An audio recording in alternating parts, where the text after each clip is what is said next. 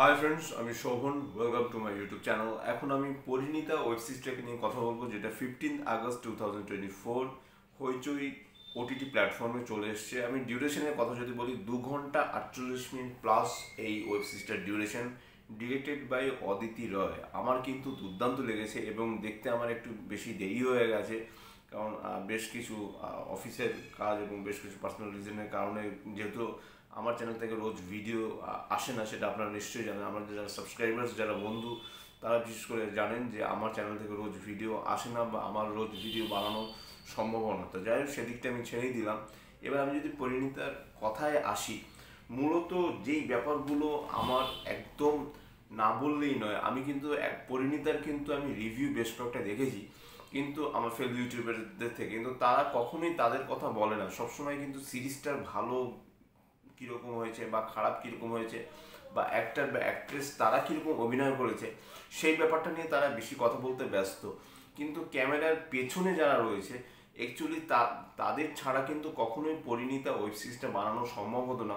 তাদের কথা কিন্তু কখনোই বলা হয় না, কিন্তু আমি কিন্তু অ্যাটলিস্ট সেই জিনিসটা ছুঁয়ে যাওয়ার চেষ্টা করি। কারণ দেখুন, সেই ব্যাপারটা কিন্তু অনেক বেশি ইম্পর্টেন্ট। কারণ একটা কাস্টিং ডিরেক্টর যিনি থাকেন, আমরা ডিরেক্টরের কথা কিন্তু সবসময় আলোচনা করি, কিন্তু কাস্টিং ডিরেক্টর যিনি, তার কথা কি কখনো আলোচনা করি? বা যিনি ডিওপিতে রয়েছেন, বা যিনি এডিটে রয়েছেন, বা যিনি কস্টিউমে রয়েছেন, বা যিনি বিজিএম এর দায়িত্বে রয়েছেন, তাদেরকে নিয়ে কিন্তু আমরা সেরকম আলোচনা করি না। বা আর্ট ডিরেকশনের কথা বলুন, আর্ট ডিজাইনের কথা বলুন, অন্যান্য প্রপসের কথা বলুন, অনেক প্রচুর কিন্তু কাস্ট অ্যান্ড ক্রুজ থাকে, তাদেরকে নিয়ে কিন্তু আমরা কখনোই কথা বলি না। অ্যাটলিস্ট তাদেরকে নিয়ে কিন্তু একটু হলেও কথা বলা উচিত, বা তাদের নামগুলো অ্যাটলিস্ট বলা উচিত যে এরা এই দায়িত্বে রয়েছে। এদের ছাড়া কখনোই একটা সিরিজ বা একটা মুভি কখনোই সম্পূর্ণ হয় না। তো যাই হোক, আমি কথা না বাড়িয়ে যাদের কথা বলছি, ডিওপির দায়িত্বে রয়েছে রাম্মাদীপ সাহা। দুর্দান্ত তার ক্যামেরার কাজ আমার কিন্তু দুর্দান্ত লেগেছে, এবং পরিণীতা এই সিরিজটাকে যেভাবে তারা সাজিয়েছে, সেটা কিন্তু এক কথায় এক অসাধারণ। এখানে গৌরব চক্রবর্তীর সাথে দেবচন্দ্রিমা সিংহ রায়, তাদের দুজনের যে কেমিস্ট্রি, তাদের রসায়নটা এত সুন্দরভাবে দেখানো হয়েছে, এবং অর্পণ ঘোষাল অভিনয় করেছে ডিরিনের ভূমিকায়। যতটুকু সময় তিনি পর্দায় এসেছেন, রীতিমতো ফাটিয়ে দিয়েছেন। তার অভিনয় আমার যথেষ্ট মন কেড়ে নিয়েছে। কিন্তু তারপর আমি বলবো যে এখানে দেবচন্দ্রিমা এবং গৌরব, তাদের যে পোর্শনটা রয়েছে একদম ফার্স্ট থেকে লাস্ট অব্দি, তারা স্ক্রিন জুড়ে ম্যাক্সিমাম টাইম তাদের যে অ্যাক্টিং স্কিল এত ভালো, সেটা কিন্তু আপনারা যারা মিস করে গেছেন, তারা কিন্তু প্লিজ হইচই ওটিটি প্ল্যাটফর্মে যান, এবং সেখানে গিয়ে আপনারা পরিণীতা ওয়েব সিরিজটা একবার দেখুন। অন্য পরিণীতা যে আপনারা মুভিটা দেখেছেন, সেটা আপনারা পুরোপুরিভাবে ভুলে যান। এটা আপনারা সবাই জানেন যে শরৎচন্দ্র চট্টোপাধ্যায়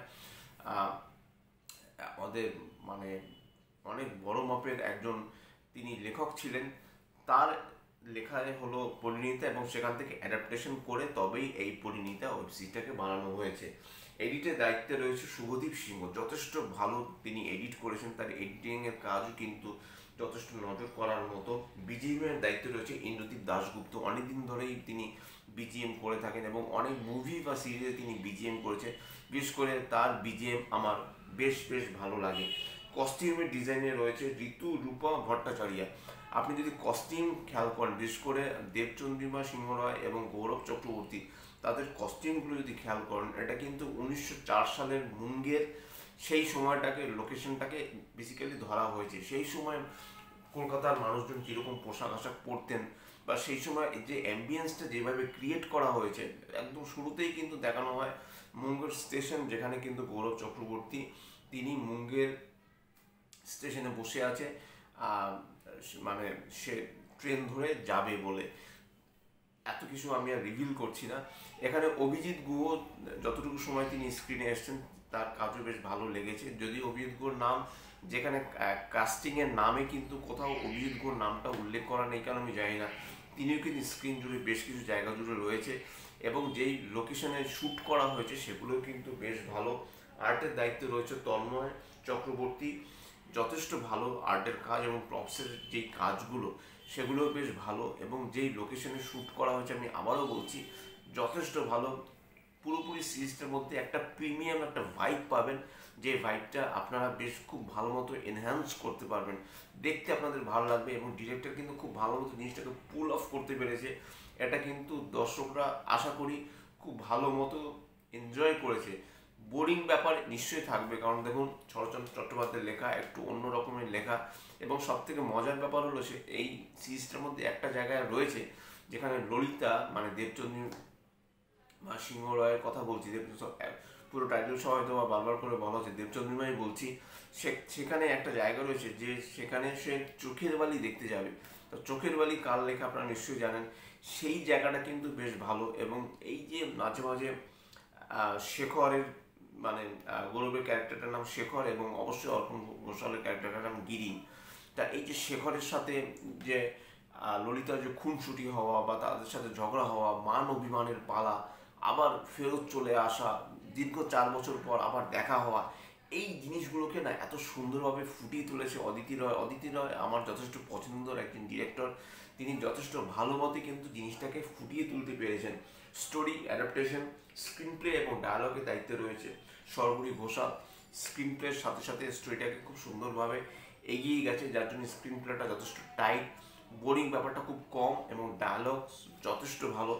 কোথাও গিয়ে এই সিরিজটার নেগেটিভিটি কথাটা ওয়ার্ডটা আমি ভুল বললাম, নেগেটিভ কিন্তু দিক কিন্তু খুঁজে পাওয়া রীতিমতো আতশ কাঁচ দিয়ে কিন্তু দেখতে হবে। এই সিরিজের কিন্তু পজিটিভ দিকগুলোই আমার বেশি চোখে পড়েছে এবং সেগুলো তো আমি আপনাদের বললাম। এবং কাস্টিংয়ের ব্যাপারটা আমি আসছি। দেবচন্দ্রিমা সিংহ রায়, গৌরব চক্রবর্তী, অর্পণ ঘোষাল, লোকনাথ দে কিছু সময়ের জন্য কিছু সময় পরিসরে তাকে দেখা গেছে, পুষ্পিতা মুখার্জি যথেষ্ট ভালো তিনি এখানে অভিনয় করেছেন, দেবদূত ঘোষ তিনিও স্বল্প পরিসরে ললিতার মামার ভূমিকা অভিনয় করেছেন, কিন্তু তার অ্যাক্টিংও আমার বেশ ভালো লেগেছে। মিমি দত্ত সহ আরও অনেকে কিন্তু এখানে রয়েছে। তা সব মিলিয়ে কিন্তু আমি বলবো পরিণীতা এই সিরিজটা আপনারা কিছুতেই মিস করবেন না। হইচই ওটিটি প্ল্যাটফর্মে যান, সেখানে গিয়ে আপনারা দেখুন। এবং আবারও বলছি দেবচন্দ্রিমার সাথে গৌরবের এই যে তাদের দুজনের মধ্যে যে রসায়নটা এত সুন্দরভাবে ডিরেক্টর অদিতি রায় ফুটিয়ে তুলেছেন, যার জন্য আপনারা এটা দেখতে ভালো লাগবে। এবং যারা পরিণীতা গল্পটা পড়েছেন শরৎচন্দ্রের, তারা তো নিশ্চয়ই জানেন যে একদম প্রথম থেকে শেষ অবধি এক্স্যাক্টলি কী ঘটে, মানে একদম মানে পরিণয় যেটাকে বলে বা উপসংহার বা শেষ যে কনক্লুশন যেটাকে বলে, সেটা সম্পর্কে নিশ্চয়ই তো আপনাদের একটা আইডিয়া রয়েছে। কিন্তু যারা পড়েননি তারা যদি পরিণীতা দেখেন বা আগের পরিণীতা মুভি যারা আপনারা দেখেননি, তাদের তারা কিন্তু এই সিরিজটার সাথে কোনো মতেই এই ব্যাপারটাকে কম্পেয়ার করবেন না। তা সব মিলিয়ে কিন্তু আমার পরিণীতা ওয়েব সিরিজটা যথেষ্ট ভালো লেগেছে। আপনারা আবারও বলছি আপনারা হয়েছে ওটিটি প্ল্যাটফর্মে গিয়ে পরিণীতা ওয়েব সিরিজটা দেখুন, আশা করি আপনাদের বেশ বেশ ভালো লাগবে। বৃষ্টির কিছু সিনস রয়েছে, সেই সিনগুলোকে এত সুন্দরভাবে ক্যাপচার করা হয়েছে যেটা এক কথায় অনবদ্য। সব মিলিয়ে কিন্তু আমি দুর্দান্তভাবে কিন্তু রেসপন্স জানাচ্ছি পরিণীতা ওয়েব সিরিজকে। আমার তরফ থেকে 4.5 আউট অফ 5 রেটিং দিচ্ছি পরিণীতা ওয়েব সিরিজকে। এটাই ছিল আমার পরিণীতা ওয়েব সিরিজের রিভিউ। যদি চ্যানেলটা ভালো লেগে থাকে লাইক, শেয়ার, কমেন্ট এবং সাবস্ক্রাইব করতে ভুলবেন আমার চ্যানেলকে। ইনস্টাগ্রামের লিঙ্ক, ফেসবুকের লিঙ্ক এবং ইউটিউবের লিঙ্ক আমার ডিসক্রিপশন বক্সে দিয়ে দেওয়া রয়েছে, সেখান থেকেও আপনারা আমাকে কানেক্ট করতে পারেন। Till then stay tuned, tata.